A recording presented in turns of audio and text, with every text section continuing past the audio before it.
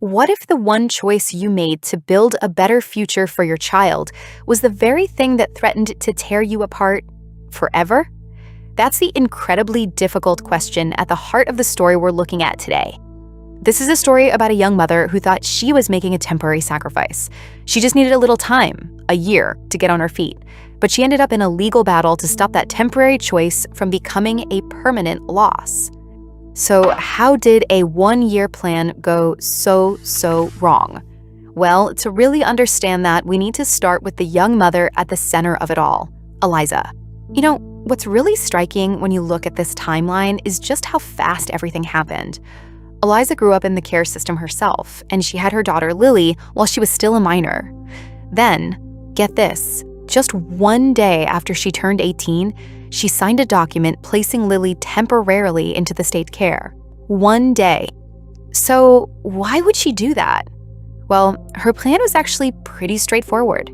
She and her boyfriend were gonna go abroad, work hard, save up some money, and then come back to give Lily a really stable life. In her mind, this wasn't giving up, it was building up. And she didn't just leave her daughter with anyone. She left Lily with an SOS mother, someone from the exact same system she grew up in, a person she thought she could trust. She saw this whole thing as a short-term fix for a financial problem.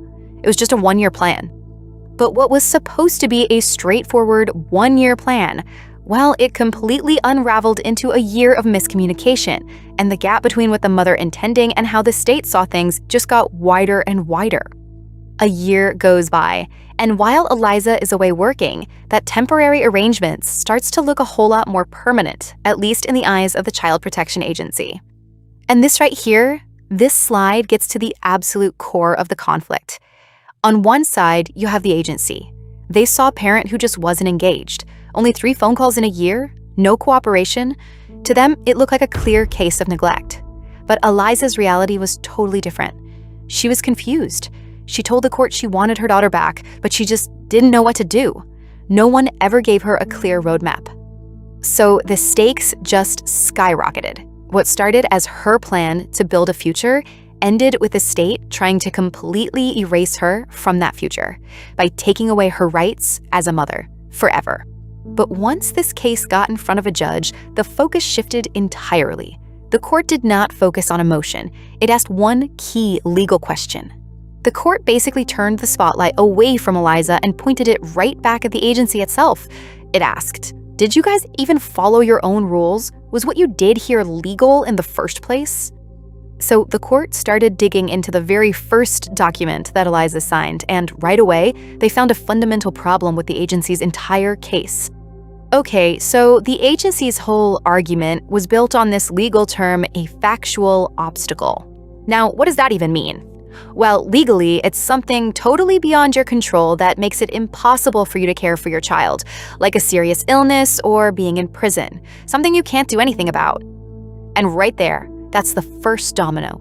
The court just said, hold on a second, making a conscious choice to go work abroad to support your family, that is not an unavoidable obstacle.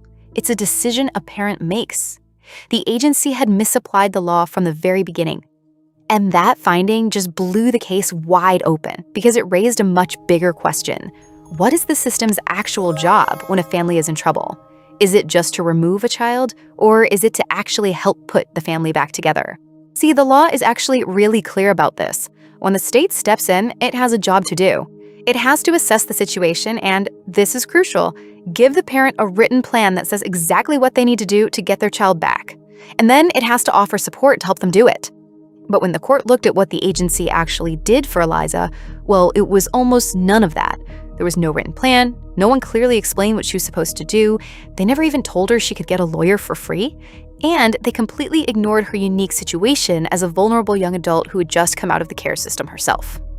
And the court's reasoning here was just so powerful. They basically said, look, you can't expect someone who just aged out of the foster system to magically know how to navigate this incredibly complex bureaucracy all by herself. The very system that raised Eliza had a special duty to guide her through this. So, with the agency's case pretty much in pieces, the court was ready to make its final decision. and the decision, it was totally unambiguous. The court flat out denied the agency's request to permanently take away Eliza's parental rights. Ultimately, it all boiled down to this one simple principle. The state cannot take a child away for good until it proves it has done everything in its power to help the parent. And in this case, the court found it just hadn't, not even close. You know, what this case really shows us is that in the eyes of the law, taking a child isn't supposed to be the end of the story. It's the beginning of the state's most important duty, the duty to help. It suggests that when a family is in crisis, maybe the first question shouldn't just be what the parent did wrong, but whether this system did everything it could to do right.